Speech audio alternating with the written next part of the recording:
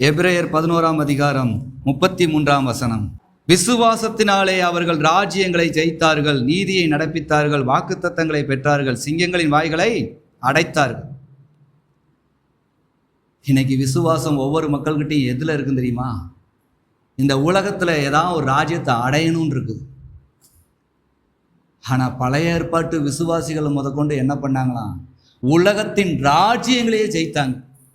உலகத்தின் ராஜ்யங்கள் இருக்கிற ராஜாக்களுக்கும் ஜீவனுள்ள தேவன் ஒருவர் இருக்கிறார் என்பதை வெளிப்படுத்தி வாழ்ந்து காட்டினார்கள். தானியேலின் காலத்திலே ராஜாவா இருந்த அத்தனை ராஜாக்களும் தானியேலின் தேவனே தேவன், இந்த தேவனை நாம் வணங்கணும் என்று பத்திரம் பதித்து வைத்து விட்டு போனார்கள்.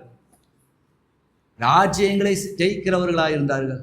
இன்று ராஜ்யத்துக்கு ஆசைப்படுகிறவர்களாய் தேவ பிள்ளைங்க இருக்கிறாங்களே. தேவனுடைய ராஜ்யத்துக்கு அல்ல, இந்த உலக ராஜ்யத்துக்கு. என் குடும்பத்தை நான் தான் ஆளுகை செய்யணும், என் வீட்டிலே நான் தான் பெரிய ஆளாக இருக்கணும். எத்தனை நாள் இருந்துருவோம்? இந்த பூமியில் மேன்மையில் இருந்த எல்லாரும் ஒரு நாள் தாழ்ந்து தான் போகிறாங்க. தாழ்மையில் இருக்கிற எல்லாரும் மேன்மையில தான் இருக்காங்க. இன்னைக்கு மேன்மையில் இருக்கிறவங்க ஒரு நாள் தாழ்ந்து தான் போகிறாங்க. இதுதான உலகம். ஆனால் என்றும் அழியாத வாடாத ராஜ்யம் நமக்கென்று வைத்திருக்கிறாரே.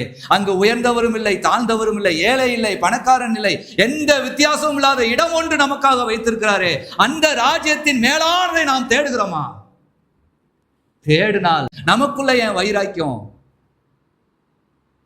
ஆகவேதான் கொலேசு சபைக்கு சொல்லுகிறார், நீங்கள் கிறிஸ்துவுடன் எழுந்தது உண்டானால் கிறிஸ்துவுக்குரிய மேலானவைகளை தேடுங்களுங்க. ராஜ்யங்களை ஜெயித்த பிள்ளைகள் அல்லவா தேவனுடைய பிள்ளைகள். இன்னைக்கு உலக ராஜ்யத்துக்கு ஆசைப்படுகிற பிள்ளைகளை பார்க்க முடியுது. நமக்கென்று ஒரு ராஜ்யம் வருகிறது, ராஜாதி ராஜாவாம் இயேசுராஜன் ஆளுகை செய்வார் பூமியை என்கிற அறிவிப்பை கொடுக்க வேண்டிய தேவ பிள்ளைகள் இன்று உலகத்தின் அரியணையை விரும்பி கொண்டிருக்கிற ஒரு அவலட்சணம் வந்து விட்டதே. மனம் திரும்புங்கள்ங்க.